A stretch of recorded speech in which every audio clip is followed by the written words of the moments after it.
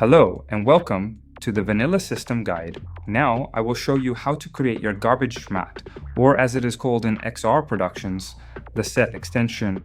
We will then outline the area of our green screen and recreate in augmented reality the virtual world outside of our green screen area.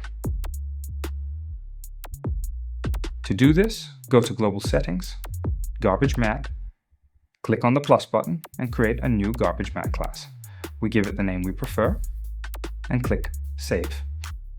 It will open a new blueprint with a viewport. Here we need to recreate our garbage mat with planes.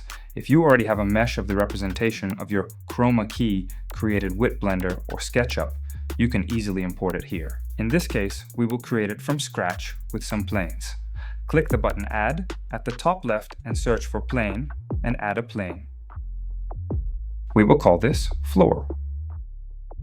First, let's turn within the world so that we have the X in front, the Y on the left and right, and the Z up and down.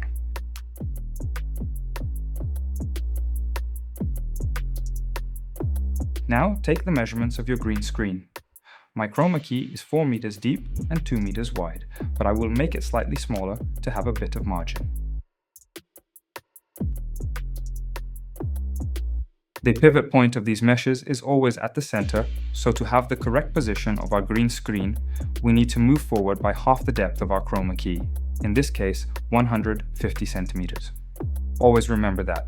In the transform of Unreal Engine, the scale is in meters and the location is in centimeters. Now let's duplicate this plane and create our wall. Rotate it by 90 degrees. In this case, mine is 2.5 meters high, and I will make it 2.2. I will now have to raise it from the ground by 110 centimeters, half of my height, to align it with the floor. Select the first and second plane in the component window, while holding down Shift so that you can see both meshes. Now to align the back wall on the depth, I have to move it back along the entire length of the floor. This way, we will have a perfect representation of our green screen in the virtual world.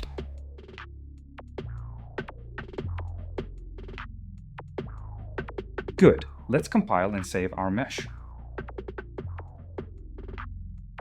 Click on Refresh to update it and click on Make Garbage Mat Visible to make it visible. This will help us a lot during the alignment phase to better visualize where our green screen is in the virtual world. Now, thanks to the garbage mat offset, we can make a precise alignment.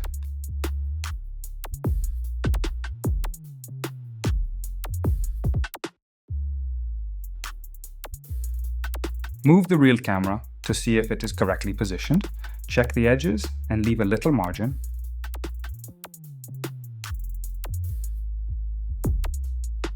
You can keep Capture and Editor active in the global settings, as you can also check the composition on external monitors or on the return feed to the camera. Well, now make the garbage mat invisible by clicking on Make Garbage Mat Visible to hide it. Go back to Camera Manager on your camera, and in the Garbage Mat section, select On. Select the viewport and press the G button on the keyboard, as you can hide the outlines of your meshes to see better where is starting the set extension. As you can see, now your composition is perfect and the garbage mat is perfectly aligned with the Chroma key.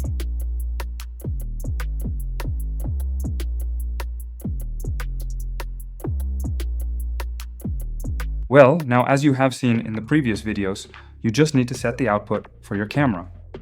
To render the camera output, we just need to go to Global Settings and select the type of output we want to use. In this case, we are working in multi-machine, so I will select multi-machine, and from VP Rules, always in the toolbar, we will set which camera we want to render on this machine.